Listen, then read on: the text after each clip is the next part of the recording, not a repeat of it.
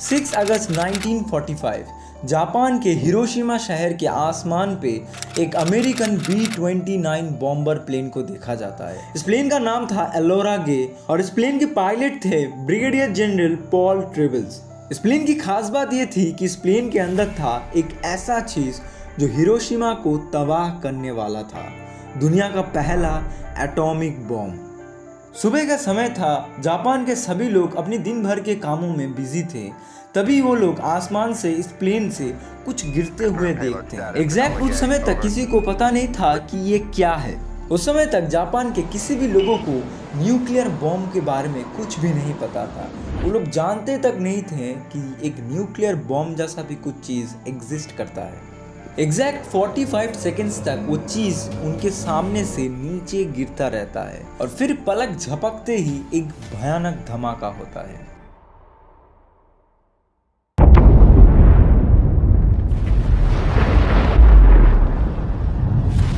जमीन में तापमान तुरंत ही 4000 डिग्री तक पहुंच जाता है। जितने भी लोग ब्लास्ट के आसपास थे वो सारे लोग तुरंत ही भाप बन जाते हैं। एक झटके में ही 70,000 लोग मारे जाते हैं और बाद में यह आंकड़ा 1 लाख तक पहुंच जाता है। अब ये सब सुनने के बाद सबसे पहला सवाल ये आता है कि किस लिए इतने सारे लोग मारे गए। आइए जानते हैं हिरोशिमा और नागासाकी के बारे में आज के इस वीडियो में। A short time ago, an American airplane dropped one bomb on Hiroshima and destroyed its usefulness to the enemy.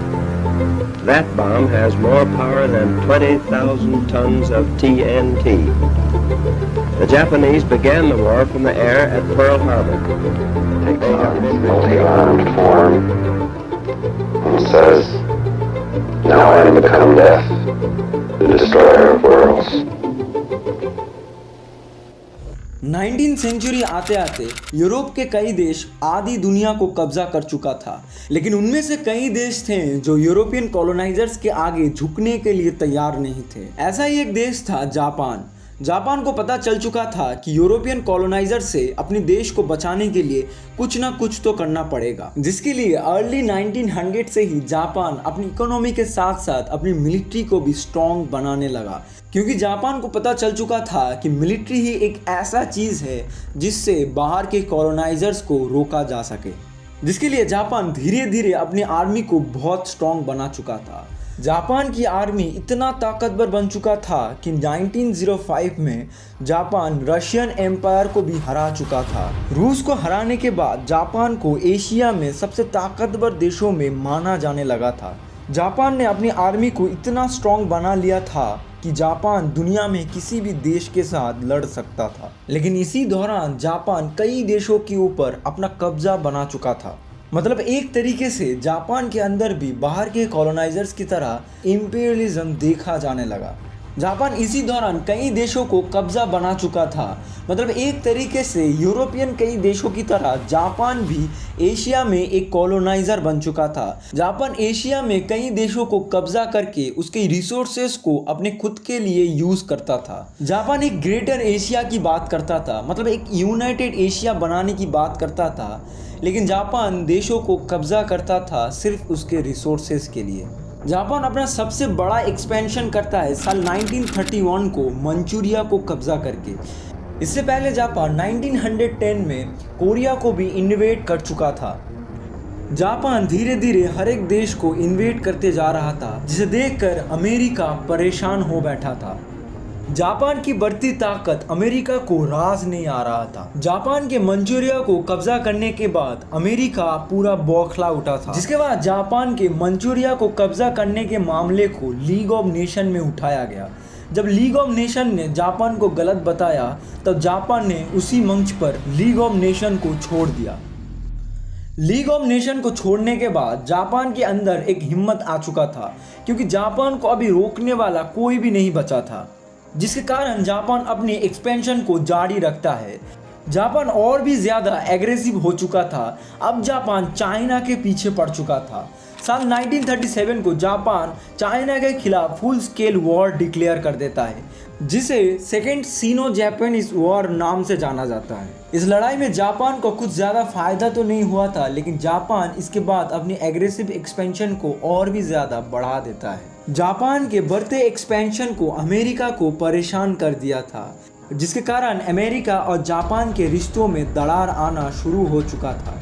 इस बीच वर्ल्ड वॉर 2 आ जाता है, जब 1939 को हिटलर पोलैंड देश को इन्वेड कर लेता है, जिसके बाद एक एक करके हर एक देश इस युद्ध में धकेल दिया जाता है। अमेरिका इस युद्ध में अपने आप को न्यूट्रल रखता है, क्योंकि फर्स्ट वर्ल्ड वॉर में अमेरिका को बहुत सारे नुकसान झेलना पड़े थे। वर्ल्ड वॉर 2 दरअसल 2 ग्रुप के बीच में लड़ा जा रहा था, जिनमें एक ग्रुप का नाम था एक्सिस पावर करके, जिनमें जर्मनी, इटली और जापान था, और दूसरा ग्रुप था एलाइड पावर करके, जिनमें ग्रेट ब्रिटेन, सोवियत यूनियन और यूएसए शामिल था। अमेरिका इस युद्ध में आना तो नहीं चाहता था, लेकिन उसे मजबूरन आना पड़ा, क्योंकि जापान ने अमेरिका के नेवल बेस के ऊपर हमला कर दिया था।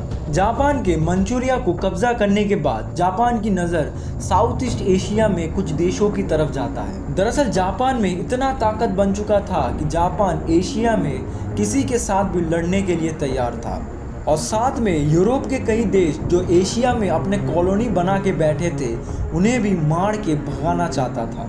दरअसल जापान का सपना था कि वो पूरे एशिया को कब्जा करे और जितने भी यूरोपियन आउटसाइडर हैं उन्हें मार के भगा के एक ग्रेटर एशिया बनाए। इसके चलते जापान साल 1940 में फ्रेंच इंडो चाइना के ऊपर हमला कर देता है, जो असल में फ्रेंच एम्पायर का एक हिस्सा था, जिसे आज के दिन वियतनाम, लाओस, कंबोडिया के नाम से जाना जाता है। साल 1941 आते आते जापान इन सभी देशों को कब्जा कर लिया था। जापान के बढ़ते इस एग्रेसिव एक्सपेंशन को एक देश नापसंद कर रहा था, जो था अमेरिका। यूएसए जापान के एक्सपेंशन को रोकने के लिए कुछ ना कुछ तो करना चाहता था, लेकिन अमेरिका जापान के साथ डायरेक्ट वॉर में नहीं जाना चाहता था। अमेरिका जापान के ऊपर मिलिट्री को यूज़ ना करके इकोनॉमिकली एक प्रेशर क्रिएट करना चाहता था, जिसके चलते अमेरिका जापान को कॉपर, आयरन और स्टील देना बंद कर देता है। इकोनॉमिक सैंक्शंस लगाने के बाद भी जब जापान नहीं रुका, तब अमेरिका इस बार जापान को ऑयल देना भी बंद कर देता है। ऑयल के बंद होने के बाद ही जापान की दिक्कतें शुरू हो गए थे। दरअसल जापान की बढ़ती ताकत का राज था उसका इकोनॉमी, जो पूरा इंडस्ट्रियल बेस्ड था, और उसकी 80% ऑयल डिमांड अमेरिका से ही आता था। ऑयल के कटअप होने के बाद ही जापान की दिक्कतें शुरू हो गए थे, जिसके बाद जापान की हालत धीरे धीरे बहुत ख़राब होने लगा था। जापान को ऑयल की ज़रूरत था, क्योंकि जापान की ज़्यादातर चीज़ें ऑयल के ऊपर ही डिपेंडेंट थे। ऑयल के बंद होने के बाद ही अमेरिका के साथ जापान के रिश्ते भी बहुत ख़राब होना शुरू हो गए थे। जापान अमेरिका को एक एनिमी मानना शुरू कर दिया था, क्योंकि अमेरिका ही एक ऐसा देश था जो जापान से ना लड़े ही उसे कमज़ोर करते जा रहा था। इस समय जापान एक प्लान बनाता है। अपनी ऑयल की नीड्स को पूरा करने के लिए जापान उन सारे देशों को ढूंढता है जहां पर ऑयल रिजर्व्स मौजूद थे, और जापान को मिलता है साउथ ईस्ट एशिया में कुछ देशों में, जैसे कि Singapore, Dutch east Indies, Philippines और ब्रिटिश मलाई, जहाँ पर ऑयल एंड नेचुरल रिसोर्सेज भारी मात्रा पे अवेलेबल थे। जापान अपने ऑयल के नीड्स को पूरा करने के लिए इन सारे देशों को कब्जा करना चाहता था, और साथ में अमेरिका से बदला लेना चाहता था। इस प्लान के चलते जापान अमेरिका के मिलिट्री बेस के ऊपर एक सरप्राइज अटैक कर देता है। 7 दिसंबर 1941 जापान के 300 से भी ज़्यादा मिलिट्री एयरक्राफ्ट्स अमेरिका के पर्ल हार्बर नेवल बेस की तरफ जाते हैं, और वहाँ पर 2 घंटे तक बम गिराते रहते हैं और अमेरिका के नेवल बेस को पूरा तबाह कर देते हैं। इसमें अमेरिका के 21 नेवल शिप्स, जिनमें 8 बैटल शिप्स थे, 188 मिलिट्री एयरक्राफ्ट्स और 2000 से भी ज़्यादा यूएस सोल्जर्स मारे जाते हैं। जिसके बाद जापान साउथ ईस्ट एशिया के उन देशों को जाके कब्जा कर लेता है। जापान के इस हमले ने अमेरिका को पूरा शॉक कर दिया था। अमेरिका के बिहाफ में जापान की इस तरीके के अटैक को किसी ने भी एक्सपेक्ट नहीं किया था। अमेरिका कभी भी नहीं सोचा था कि जापान उनके ऊपर इस तरीके का कोई भी हमला करेगा।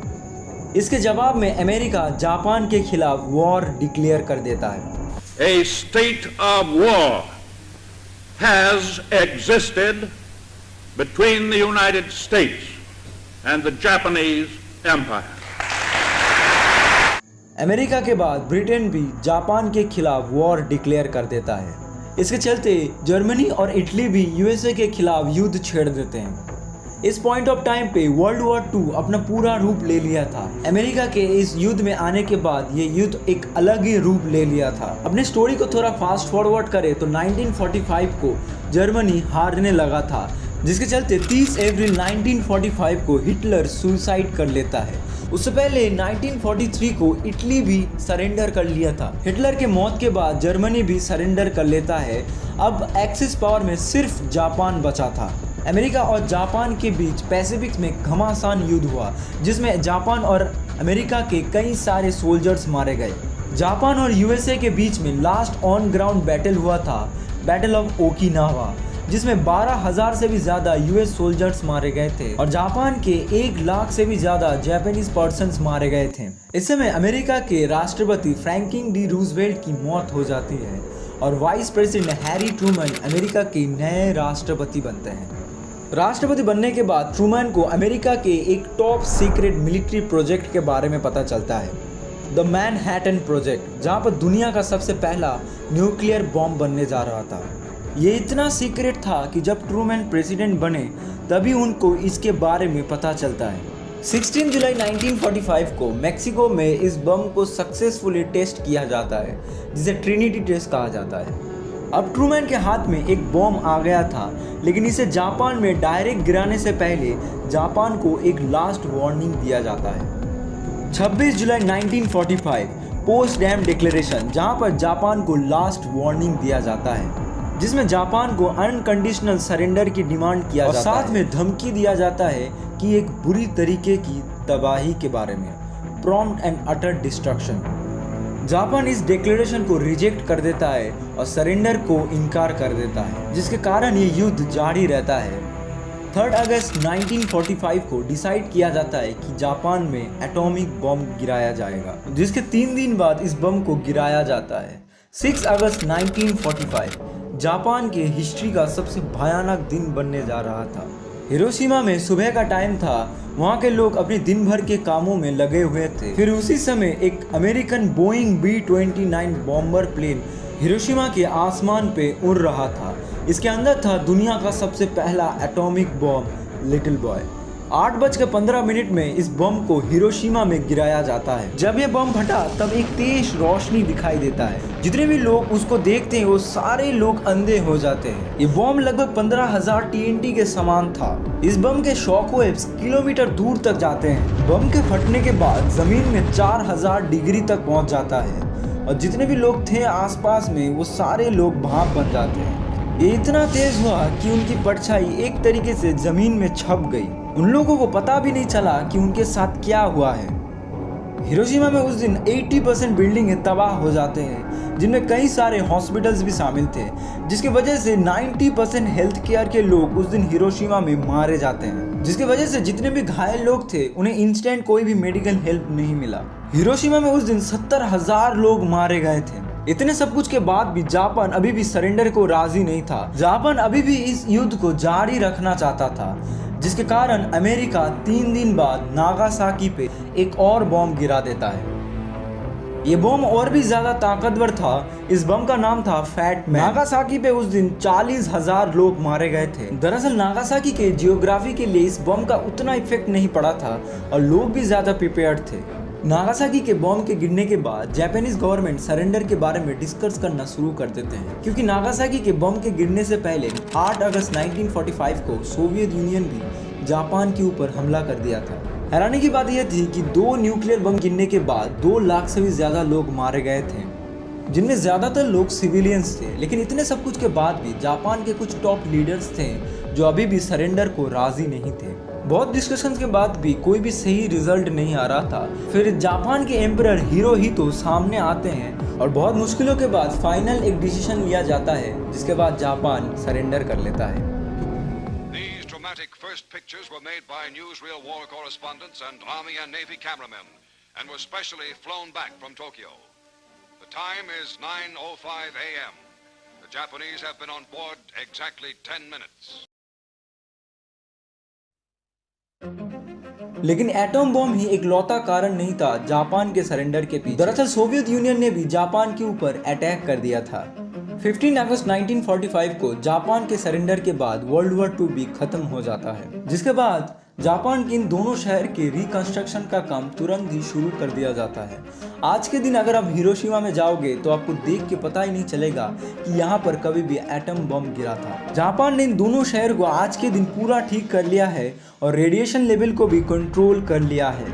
हिरोशिमा और नागासाकी के बाद आज के दिन तक फिर कभी भी इस बम को किसी युद्ध में यूज नहीं किया गया है। ये एक लौते 2 शहर हैं जहां पर न्यूक्लियर बम को किसी युद्ध में यूज किया गया था।